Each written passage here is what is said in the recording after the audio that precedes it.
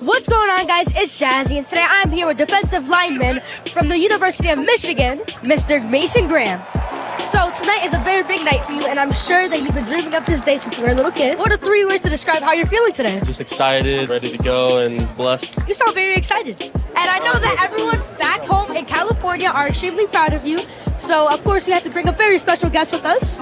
How important a role your coach played in your trajectory as a player. Coach Kelly has helped me with a lot. You know, he's the one that has really got me to the point where I am. Greatness is defined by work ethic. What special qualities do you feel that Mr. Mason right here had that helped him make it to the NFL draft? Being coachable and just listening and taking everything in.